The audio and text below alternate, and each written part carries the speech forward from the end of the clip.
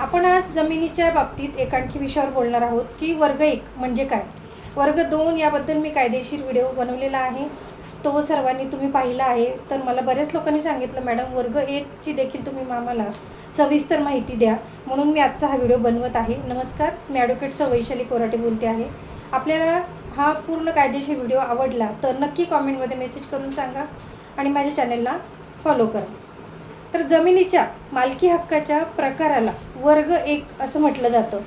वर्ग 1 जमीन म्हणजे अशी जमीन ज्यावर मालकाचा पूर्ण मालकी हक्क असतो आणि ती जमीन विकणे, खरेदी करणे, तसंच गहाण ठेवणे किंवा कोणाला हस्तांतरित करणे, तसंच गिफ्ट करणं यासाठी कुणाची परवानगी लागत नाही. म्हणजे कुठली तर सरकारची विशेष परवानगी ही साधारणपणे लागत नसते. थोडक्यात सांगायचं झालं तर मालकी हक्क हा मजबूत असतो, तसंच व्यवहार करण्याचे अधिकार जास्त असतात आणि विक्रीसाठी स्वतंत्र परवानगी बहुतेक वेळा लागत नाही. या सर्व गोष्टी वर्ग 1 मध्ये होत असतात. सातबारावर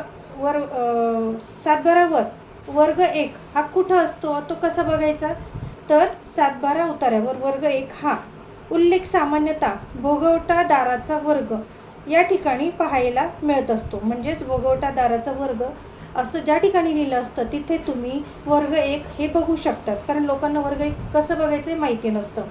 तो साधारणपणे सातबाराच्या वरच्या किंवा मध्यभागात असतो. तिथे असे शब्द लिहिलेले दिसतात. भोगवटादाराचा वर्ग या ठिकाणी तुम्ही हे सगळं बघू शकता. तसंच वर्ग 1 ची जमीन तुम्ही ओळखायची कशी, तर तुमच्या सातबारा उतार्यावर किंवा मालमत्तेच्या नोंदीमध्ये वर्ग 1 असा उल्लेख असतो. काही ठिकाणी असे शब्द दिसतात की भोगवटादार वर्ग 1 किंवा ऑक्युपंट क्लास 1 किंवा वर्ग 1 धारक असं ज्या ठिकाणी लिहिलेलं आहे तिथे वर्ग 1 ही जमीन त्यांची लिहिलेली आहे असं समजायचं असतं. तसंच जर असा उल्लेख असेल तर त्या व्यक्तीकडे पूर्ण भोगवटादार हक्क असल्याचं मानलं जात असतं. नंतर बघूयात की वर्ग 1 जमीन ही केव्हा लागू होते. सर्वात महत्त्वाचा हा मुद्दा आहे की वर्ग 1 ही जमीन आपली केव्हा लागू होत असते हे देखील बऱ्याच लोकांना माहिती नसतं. वडिलोपार्जित जमीन पूर्वजांकडून जर चालत आलेली असेल ती जमीन वर्ग 1 म्हणून लागू होत असते. तसंच जुनी खाजगी मालकीची म्हणजेच जमीन असेल तर, म्हणजेच ज्यावर मालकाचा कायमस्वरूपी हक्क असतो ती जुनी मालकीची जमीन. तसंच कायदेशीर खरेदीद्वारे मिळालेली जमीन ज्याची योग्य नोंदणी आणि फेरफार झालेले असतात अशी. सरकारने पूर्ण हक्काने दिलेली जमीन. काही वेळा सरकार जमीन देताना थेट वर्ग 1 हक्क देत असतं. अशा 4 प्रकारच्या तुम्ही या वर्ग 1 ची जमीन ही लागू होत असते. वर्ग 1 ची जमीन विकता येते का, तर हो, तुम्हाला ही विकता येते. पण सामान्य परिस्थितीत वर्ग 1 ची जमीन तुम्हाला विकता येत असते. त्यासाठी इथे एक महत्त्वाची गोष्ट लक्षात घ्यायची आहे तुम्ही, ती म्हणजे की फक्त वर्ग 1 लिहिलेले आहे म्हणून व्यवहार सुरक्षित आहे असं अजिबात समजू नका. कारण काही गोष्टी तपासणं खूप गरजेचं आहे. त्या कुठल्या, तर जमीन वादात आहे का हे सगळ्यात आधी तुम्ही तपासलं पाहिजे. तसंच कोर्ट केस तुमची चालू आहे का त्याच्यावर. नंतर वारसांची संमती त्यात आहे का हे देखील तुम्ही तपासलं पाहिजे.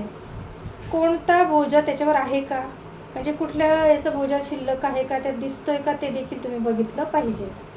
सरकारची काही त्यावर बंदी आलेली आहे का ते देखील तुम्ही नीट तपासलं पाहिजे.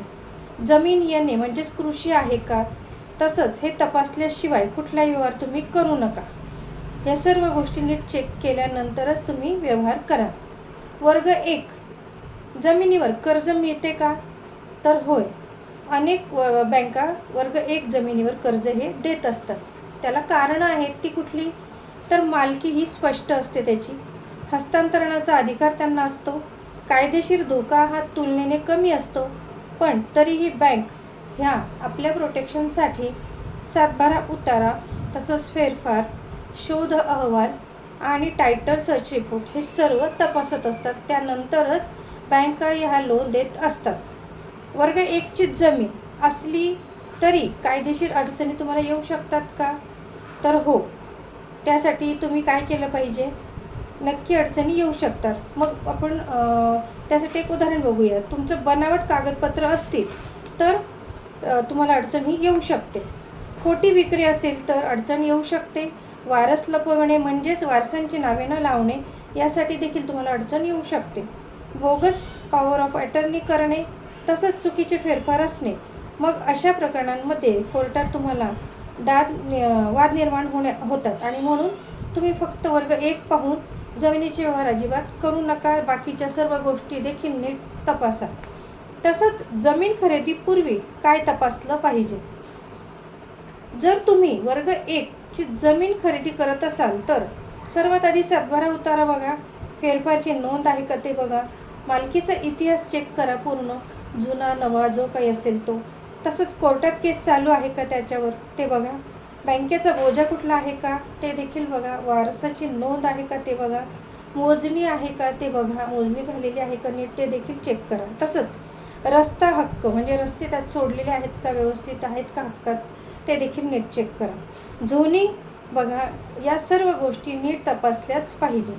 त्यानंतरच तुम्ही व्यवहार केला पाहिजे. अनेक लोकांना असं वाटतं की वर्ग 1 ची जमीन म्हणजे 100% सुरक्षित जमीन. पण कायद्यात प्रत्येक प्रकरण हे वेगळं असतं. कारण दस्तऐवज, कब्जा, तसंच वारस, कोर्टाचा आदेश, सरकारी नोंदी यावर संपूर्ण प्रकरण हे अवलंबून असतं. ह्या सर्व गोष्टी तुम्ही नीट तपासल्याच पाहिजे. त्यानंतरच तुम्ही जमिनीचे व्यवहार हे केले पाहिजे वर्ग 1 चे. आपण या पूर्ण व्हिडिओमध्ये सगळं समजून घेतलेलं आहे. त्याच्यामध्ये आपण वर्ग 1 जमीन म्हणजे काय ते बघितलं.